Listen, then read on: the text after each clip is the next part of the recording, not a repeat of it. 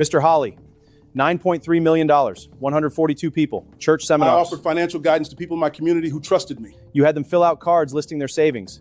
For years, congregants handed Larry A. Holley their life savings because he prayed with them, called them millionaires in the making, and wrapped every pitch in Scripture.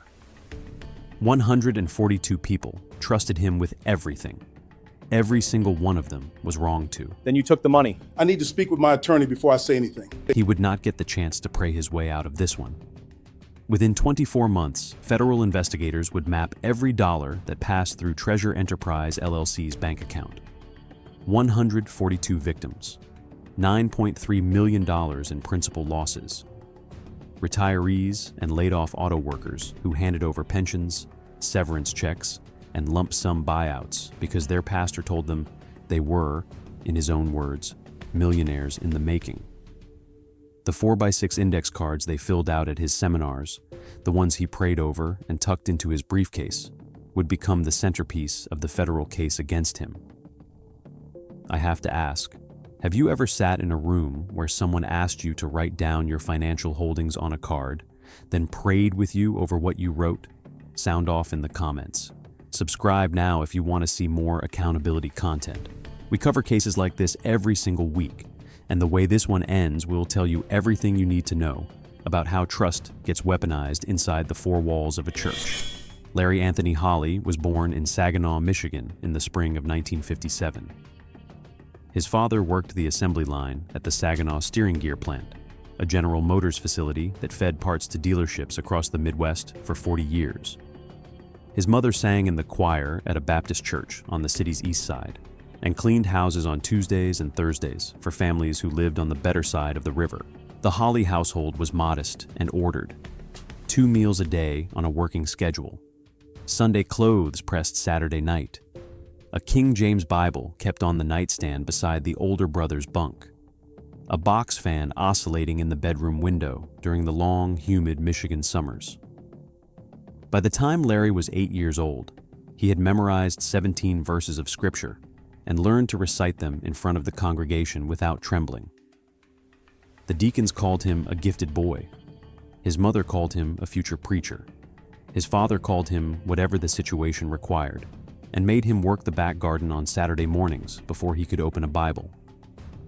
Holley graduated from Arthur Hill High School in 1975 with grades that hovered in the C range and a reputation for being, in the words of one teacher's recollection years later, more interested in souls than syllabi.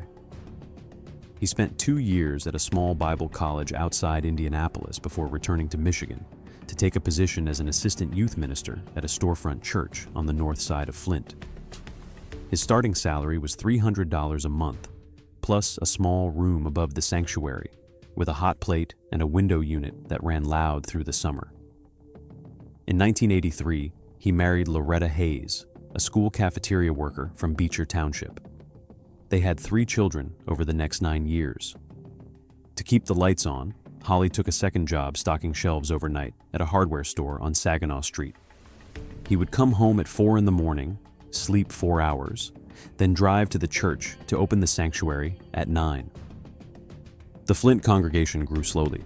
By 1991, Holley was the lead pastor. By 1996, the congregation had outgrown the storefront and moved into a converted laundromat on the city's north side, where the floor still bore the round outlines of where the washing machines had been bolted down. Holley renamed the church Abundant Life Ministries and held a dedication service on a Sunday in October with 78 people in folding chairs. He was, by every account from those years, a man who showed up. He sat with families when General Motors laid off their fathers. He drove to the funeral home when a member's mother died on a Wednesday. He preached about hope, about endurance, about a God who provided when the city itself seemed to have given up. He visited the sick at Hurley Medical Center. He performed weddings in the church for free. Then in 2004, the auto plant started closing in earnest. Buick City had already gone dark. Delphi was bleeding workers by the thousands. AC spark plug was reducing shifts. The congregation Holley had built over 2 decades was, in many cases, made up of the very people losing their jobs.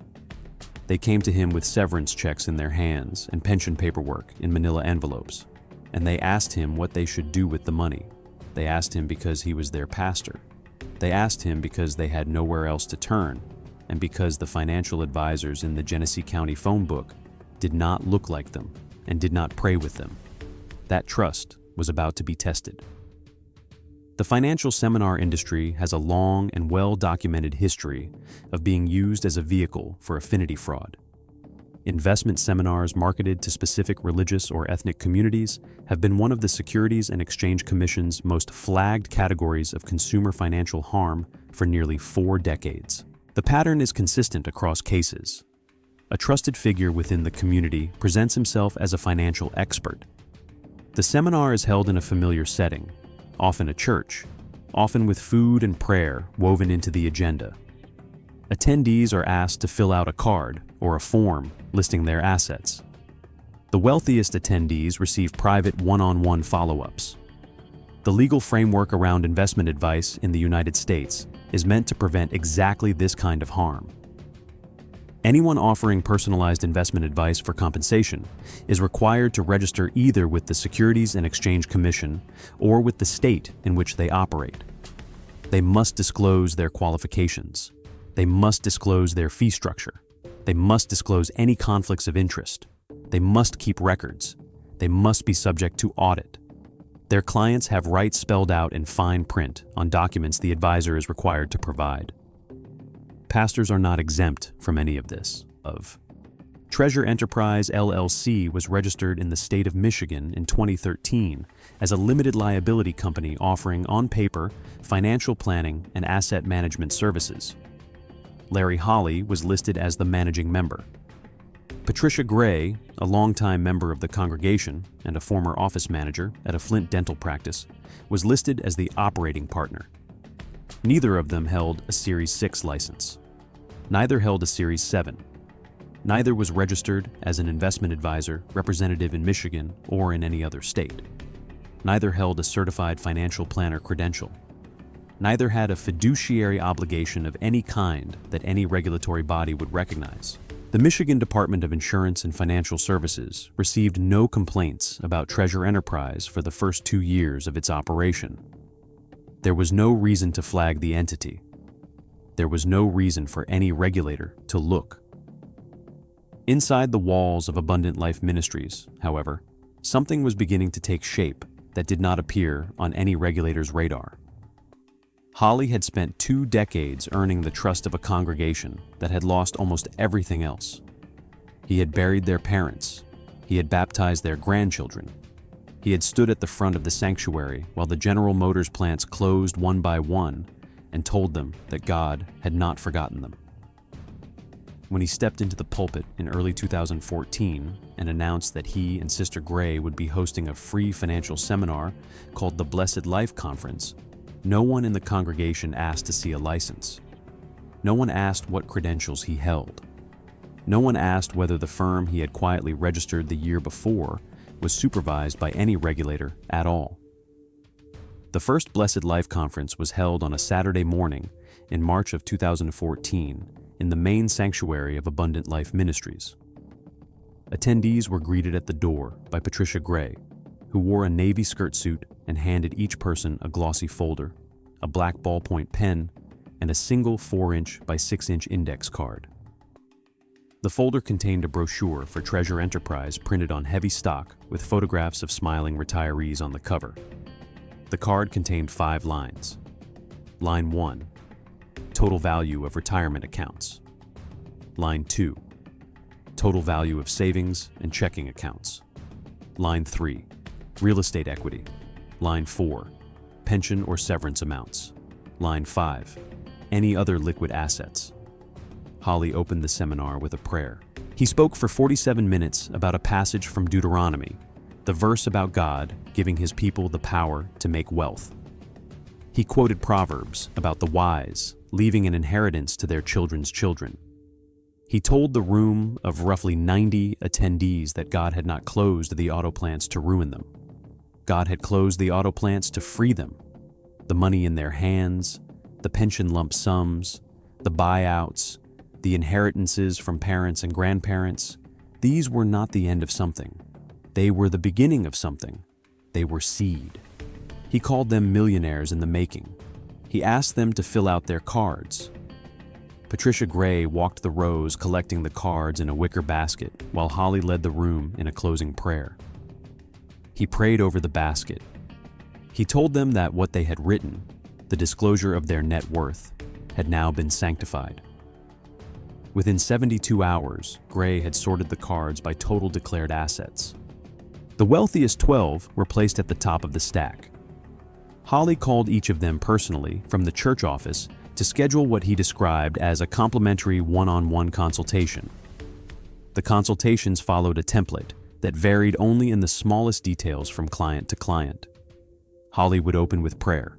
He would speak about the client's family, about their grandchildren by name, about their late spouses, if applicable. He would ask about their dreams for the years ahead. He would then explain that Treasure Enterprise had identified a portfolio of private opportunities that paid returns of 7%, 9%, and in some cases 12% annually, far above what any commercial bank or money market fund was paying in the post-recession era. He showed them color-printed charts. He showed them testimonials from earlier investors. He told them their money would be held in a managed account, monitored daily by professional traders, with full quarterly statements mailed to their homes. He told them that, as a man of God, his only interest was in their lasting prosperity. He told them that the church itself took no share. He told them that this was a ministry expressed through finance. He had them sign a one-page document authorizing him to manage their funds on a discretionary basis. He instructed them to write the check directly to Treasure Enterprise, LLC. He prayed over the check before he tucked it into the inside pocket of his suit jacket. The money never went into a managed account. There was no managed account. There were no professional traders. There were no private opportunities. The money went into a single business checking account at a regional Michigan bank, the same account that paid Holley's mortgage on his Grand Blanc home, paid for Patricia Gray's leased Cadillac, paid Holley's wife's department store credit cards, paid Abundant Life Ministries utility bills, paid the salaries of 2 church staff members, and paid earlier investors the 7% and 9% and 12% returns Holley had promised them. The first conference produced 14 new client commitments and just over $400,000 in deposits within the first 90 days. By the end of 2014, there had been 3 more conferences in Flint. By the end of 2015, the conferences had moved beyond Flint. There were Blessed Life conferences at affiliated churches in Detroit, in Saginaw, in Grand Rapids, in Cleveland, in Atlanta, in Houston, in Charlotte. Each one ran the same playbook: the folders, the cards, the prayer over the basket, the sorting by net worth within 72 hours, the one-on-ones with the wealthiest attendees. By the spring of 2016, Treasure Enterprise had taken in more than $5 million from approximately 90 clients across 7 states. None of it had ever been invested.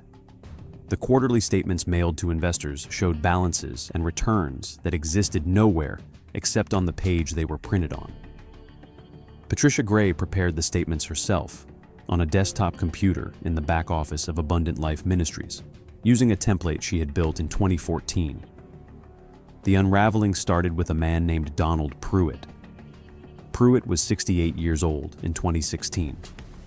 He had spent 31 years on the assembly line at the Flint Truck Assembly Plant on Van Slyke Road before taking an early retirement package in 2009 when General Motors was preparing to file for bankruptcy.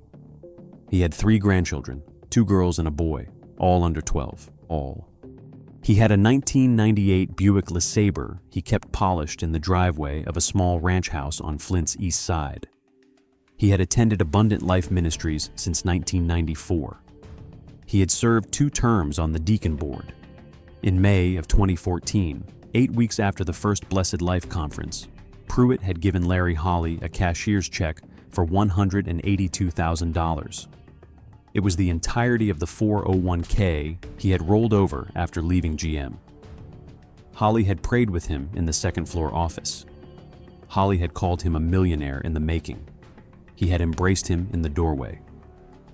For the first 18 months, Pruitt received quarterly statements printed on Treasure Enterprise letterhead showing his balance growing steadily. The November 2015 statement showed his original $182,000 had grown to $212,000.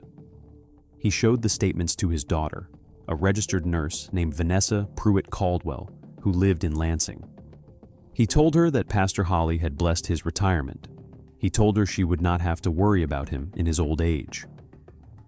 In November of 2016, Pruitt's wife was diagnosed with stage 3 pancreatic cancer at Hurley Medical Center. The medical bills started arriving within 3 weeks. The Pruitt's supplemental insurance covered roughly half of the chemotherapy regimen. The rest was on them.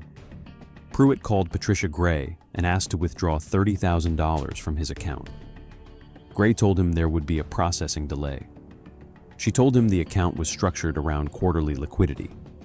She told him she would put in the request and call him back within 2 weeks.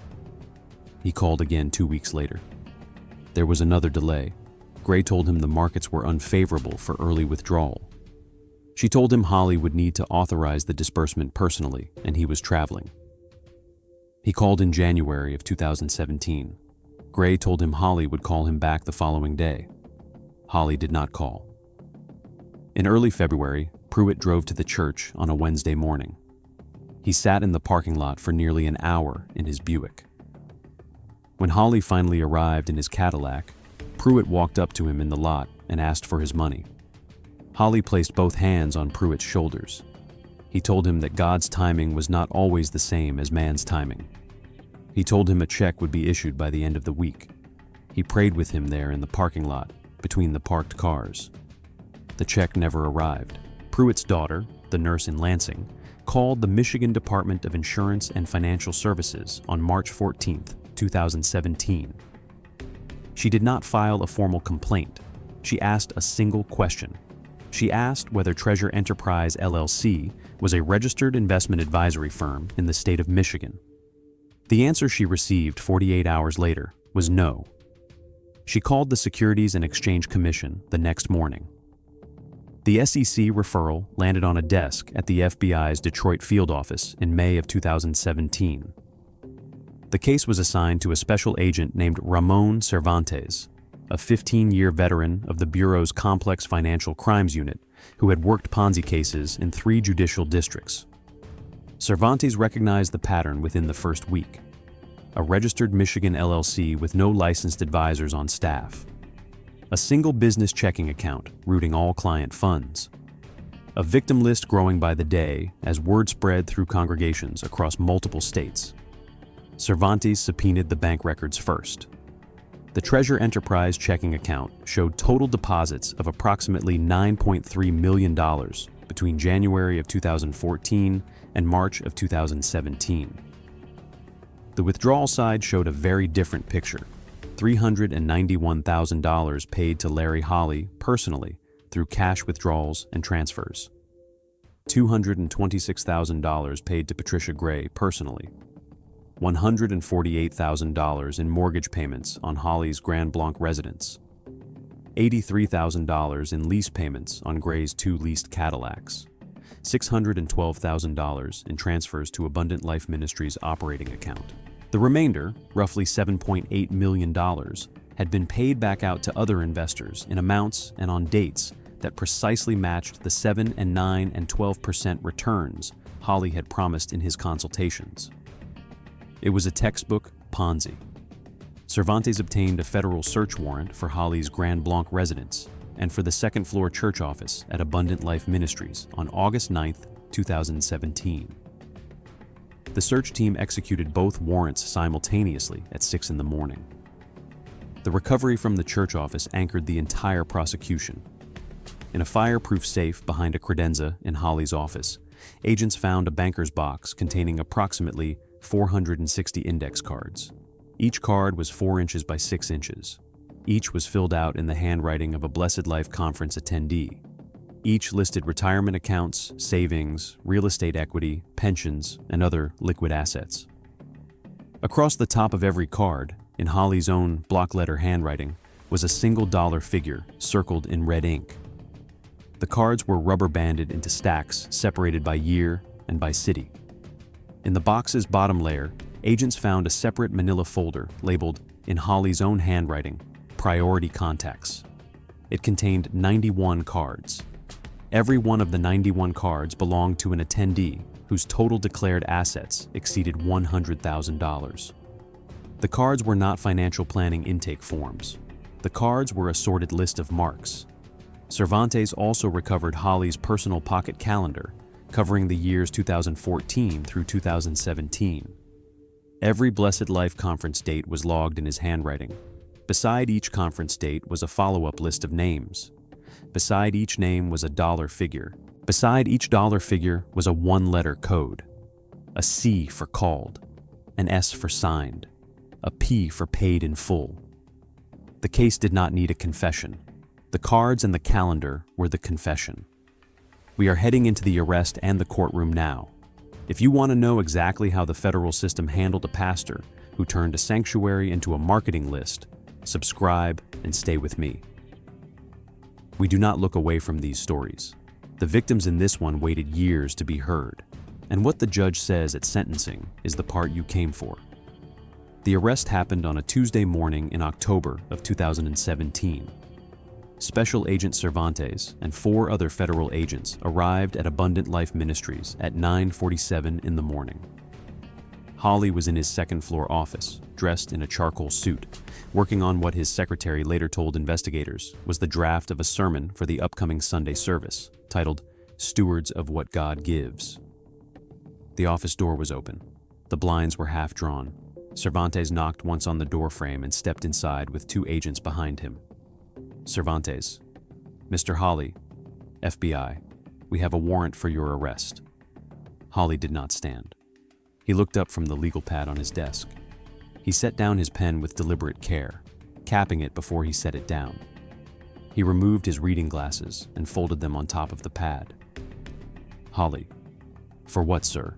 Cervantes: Conspiracy to commit wire fraud and mail fraud in connection with Treasure Enterprise LLC.